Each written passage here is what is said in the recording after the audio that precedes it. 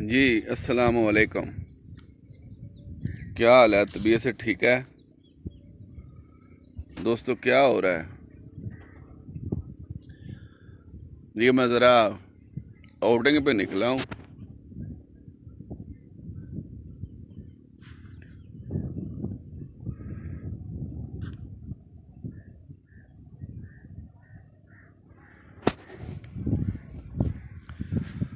तो बादल भी है, अच्छा मौसम है, ज़बरदस्त किस्म का। तो मैं इधर देख रहा हूँ, मदार है, कीकर का दरख्त है। इन पे बहस तो मैं नहीं करना चाहता। आज मैं आपको कैमुनार गंदक, एक बात ज़िंदगी में याद रखना, ये जो कीमियागर हज़रात हैं, ठीक है, जो सिमलफार है ना, सिमलफार कैमुनार या नुशादर, उसके बगैर गंदक नहीं बनती। गंदक को बनाने के लिए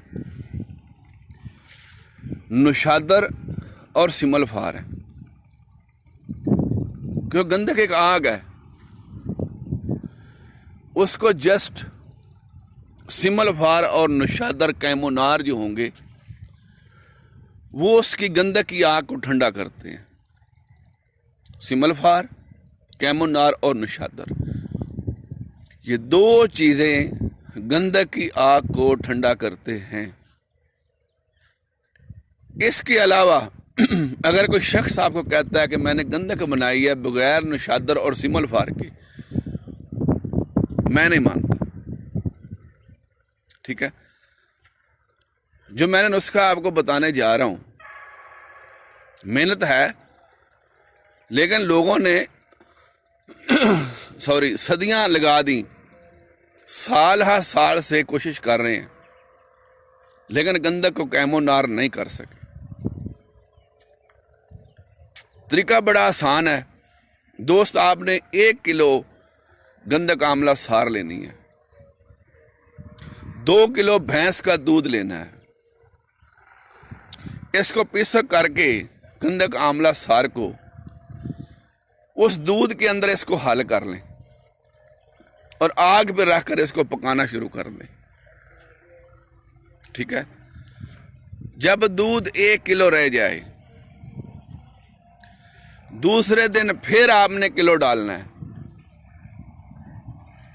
फिर आग पे रख दें। जब फिर किलो रह जाए, यानी 7 से 10 दिन तक आपने रोजाना 1 किलो दूध उड़ाना है। ठीक है, अब आग पे रखें और सारा जो है ना दूध वो उड़ा दें, ये लेटी बन जाए, लेटी बन जाएगी। या जब 1 किलो दूध रह जाए, हल्की सी जाग लगाएं इसको और रख छोड़ें। सुबह उठकर इसको मधानी की तरह इसको रिड़कें। वो जो रिड़कने वाला मिट्टी का होता है, ऊपर मक्खन आ जाएगा। ठीक है, रात लस्सी की जाग जरूर लगानी है, इसको जाग लगा कर रखना है। ठीक हो गया। अब जो मक्खन आएगा ये आपकी कैमुनार गंदक है। अब आप कहेंगे दूध क्या है? ये कैमुनार नुशादर है जनाब। ठीक है, जो भैंस का दूध है वो कैमुनार गंदक है, और जो गाय का दूध कैमुनार गंदक है, भैंस का दूध जो है वो कैमुनार नुशादर है। अब इसको आपने गंदक को बनाया नुशादर से। मकसद मेरा ये है कि जब 1 किलो दूध रह जाए, उसको जाग लगाएं, उसकी दही बनाएं, फिर उसको रिड़कें, फिर उसके से मक्खन लें। वो जो मक्खन है वो आपकी जो गंदक है वो कैमुनार है।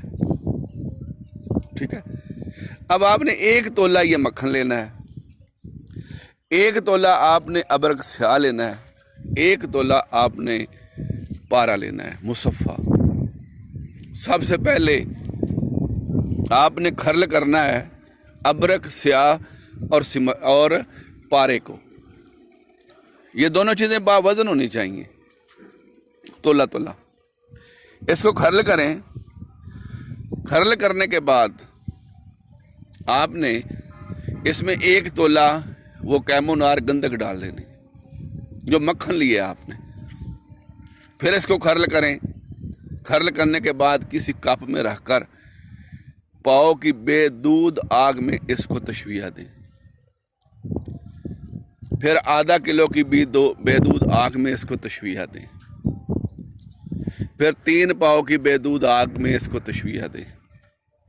फिर किलो की और फिर 1.25 किलो की, यानी पाइया पाइया आपने बढ़ाना है।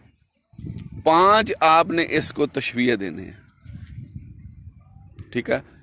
अब ये जो आपकी चीज़ है गंधक, इसने अबरक के पारे को, जो पहले कैमोनार है, मैं तो इसको पारा नहीं समझता कि अबरक स्याह के अंदर पारा है, मैं तो कोई और धात समझता हूँ। फिर आप मुझसे इख्तलाफ करेंगे तो बात बनेगी नहीं।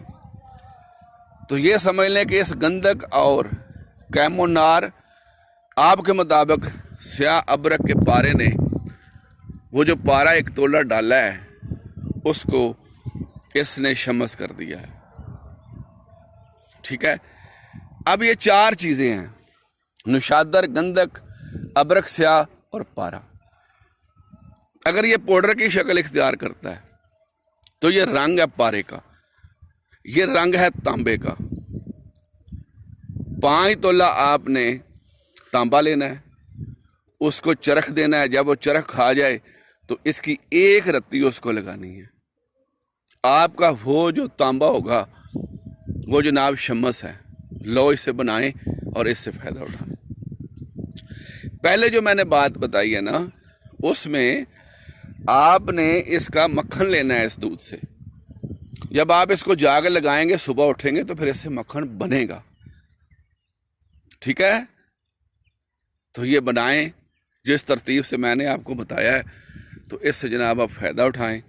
रब रख।